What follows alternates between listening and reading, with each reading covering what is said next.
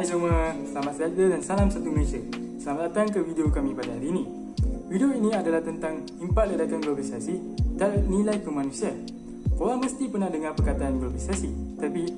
Tetapi, adakah korang tahu apa sebenarnya maksud globalisasi? Apa impak globalisasi terhadap kita, masyarakat dan negara kita? Kalau korang nak tahu, teruskan menonton video ini. Oleh itu, pertama sekali, globalisasi. Apa itu globalisasi? Globalisasi merupakan satu proses untuk meletakkan dunia di bawah satu unit yang sama tanpa dibatasi oleh sempadan dan kedudukan geografi sesebuah negara. Melalui proses ini, dunia akhirnya tidak lagi mempunyai sempadan dengan ruang udara dan langit sesebuah negara itu terbuka luas untuk dimasuki oleh pelbagai maklumat yang disalurkan menerusi pelbagai perantaraan media komunikasi seperti internet,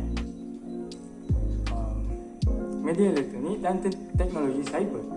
Perkembangan ini memungkinkan perhubungan di antara sesebuah negara dengan negara yang lain dan perhubungan sesama manusia dapat dilakukan dalam tempoh yang singkat. Globalisasi juga merujuk kepada perpindahan nilai, terutamanya cara berfikir dan gaya bertindak dari satu daerah dunia kepada daerah dunia yang lain.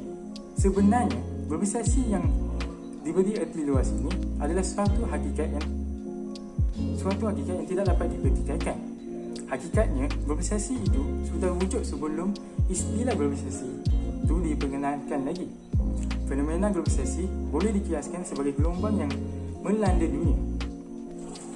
Seterusnya, misalnya terdapat dua pandangan tentang globalisasi, iaitu yang pertama, globalisasi merupakan sesuatu yang berfaedah, iaitu kunci kepada pembangunan ekonomi pada masa depan.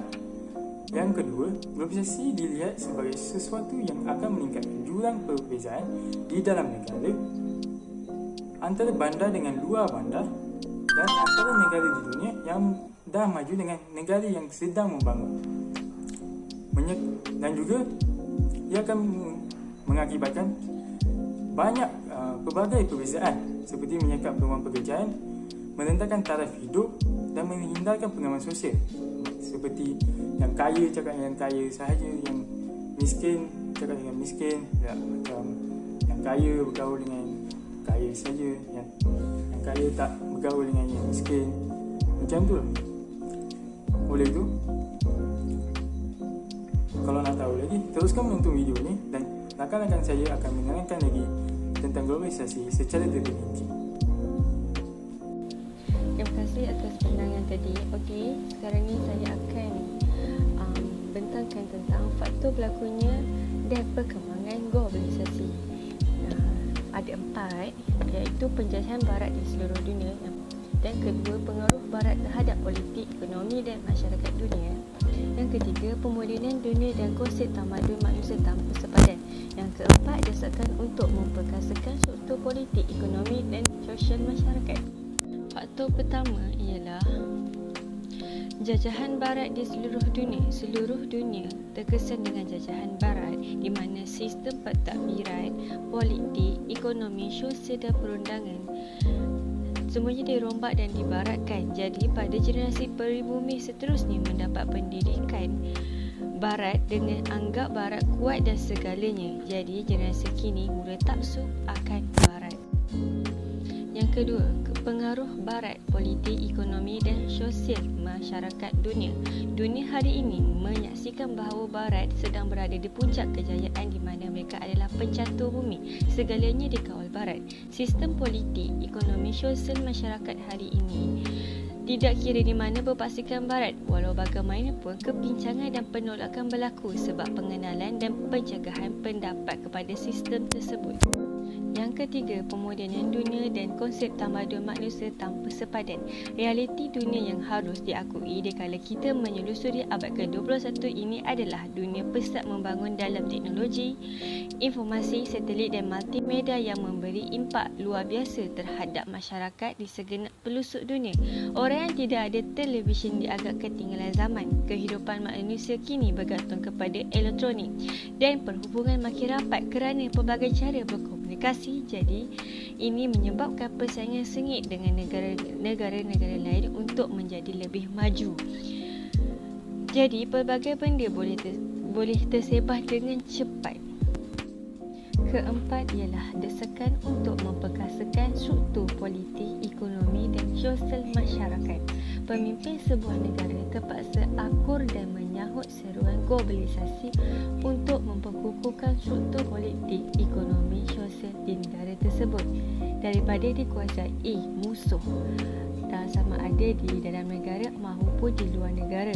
Globalisasi dijadikan sebagai senjata. Dengan kebaikan diambil, keburukan ditentang. Itu daripada saya. Terima kasih. Disambung oleh kawan saya. Assalamualaikum warahmatullahi wabarakatuh. Nama saya Muhammad Azam Begaini. Nombor bateri saya 17 Pada hari ini, kumpulan saya akan membentangkan tajuk tentang dampak gerakan globalisasi terhadap nilai kemanusiaan. Dari segi kebaikan ni ialah dunia berubah ke arah lebih maju dan berkembang pesat. Tidak dapat dinafikan lagi, kemajuan dunia hari ini adalah sumbangan dari perkembangan globalisasi segalanya. Seperti kemudahan infrastruktur seperti bangunan pencakar langit, jalan raya, penerbangan udara, kapal-kapal laut, semuanya berkembang pesat. Hingga kadang-kadang menimbulkan takjub terhadap manusia itu sendiri. Kita juga keadaan tentang perkembangan komunikasi dan multimedia. Segalanya berlaku dengan pantas. Contohnya generasi muda yang baru setahun jagung sudah mampu mengendali komputer dan internet. Sedangkan generasi tua turut terpengaruh hingga sanggup menghadiri kelas komputer dalam keadaan bertongkat. Budaya masyarakat berilmu dan mengaplikasikan teknologi dapat dilihat berkembang dengan pesat. Bukan sahaja di bandar, malah kampung-kampung juga turut terkesan akannya. Keindahan alam turut tidak dilupai. Munculnya taman-taman yang mempesonakan dan menawan, seperti yang dapat dilihat di Jepun dan kelopak Asia Timur yang amat mementingkan keharmonian di antara pembangunan dan alam sekitar. Cuma Malaysia tidak kurang berjaya dari segi itu, yang mungkin berbunca dari mentaliti masyarakat yang kurang kesedaran siviknya.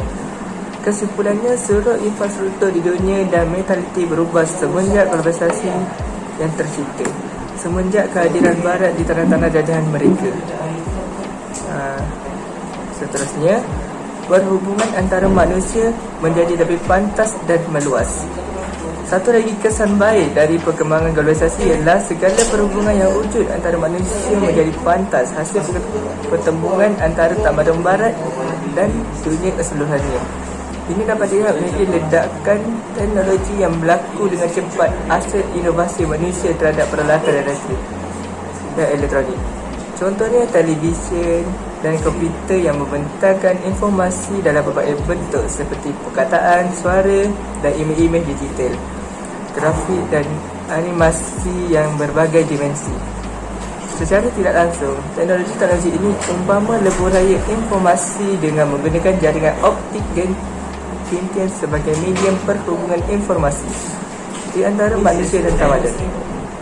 Kesannya, ilmu pengetahuan dan pertukaran maklumat antara negara diperolehi dengan pantas oleh masyarakat, malahan dapat menolong kerajaan Malaysia untuk melaksanakan pembinaan prasarana teknologi informasi yang maju dan canggih seperti projek koridor raya, multimedia dan cyber raya.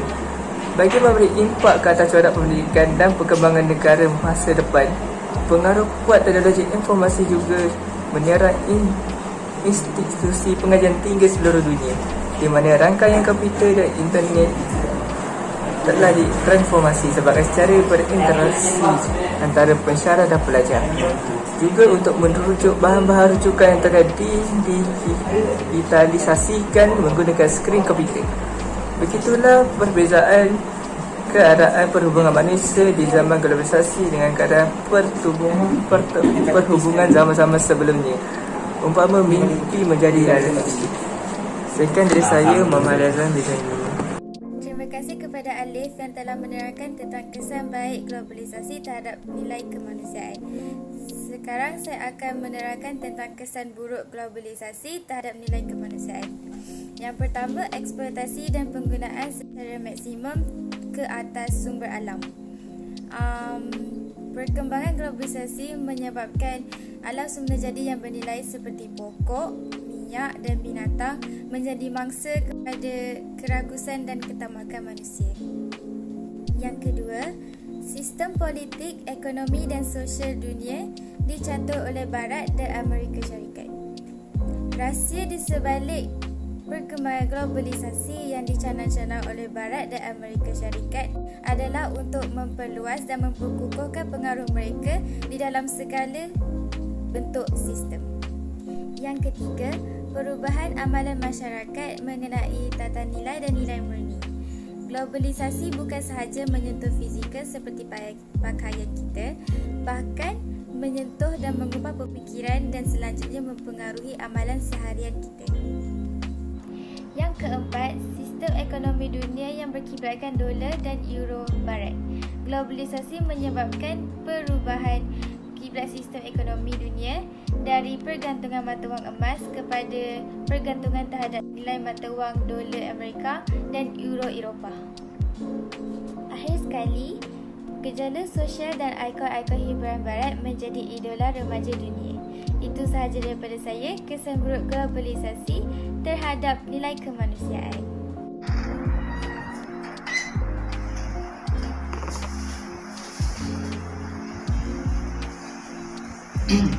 Assalamualaikum warahmatullahi wabarakatuh. Saya Muhammad Mustaqim bin Muhammad Azman akan menerangkan kesimpulan daripada video ini. Okey, sebagai kesimpulannya, hakikatnya perkembangan globalisasi dan pembangunan nilai-nilai murni dan akhlak manusia mempunyai kaitan yang cukup rapat dan menarik untuk dikaji serta dihayati. Sesungguhnya, dari rentetan sejarahlah yang mencipta fenomena-fenomena yang sedang berlaku ke atas masyarakat hari ini. Di saat kemajuan material dan teknologi memuncak hebatnya, di saat itu jugalah tamadun roh dan insaniah manusia jatuh menjunan sejunan-junannya. Hingga melata kejahatan, walaupun bijak pandai dan alim ulama sudah bertimbung, seluruh dunia umpama masih tidak sedar lagi akan kepentingan globalisasi dan pembangunan nilai-nilai murni. Roh dan hati manusia, biarlah dengan terhasilnya kertas kerja ini, dapatlah manusia mengambil tahu tentang perkembangan hati dan rohnya yang sudah lama dipinggir dan diketepikan. Moga dengan demikian juga tercapailah cita-cita kami untuk melihat kembali manusia kembali kepada kemanusiaan dan fitrah semula jadinya, agar kebaikan melata banyaknya, seperti mana melatanya kejahatan dan kezaliman di hari ini. Sebelum saya mengakhiri video kami pada kali ini, saya ingin merakamkan ucapan terima kasih kepada sahabat-sahabat saya yang menjayakan video kami kali ini, iaitu Seri, Syah, Alif dan Huda, termasuk diri saya sendiri. Okey, sedikit pesanan khidmat masyarakat daripada saya ialah jadilah seorang manusia yang penuh dengan keprihatinan dan bukan jadi manusia yang penuh dengan kebencian. Sekian, terima kasih, dan jangan lupa like, comment and share. Guys, subscribe itu penting. See you, bye.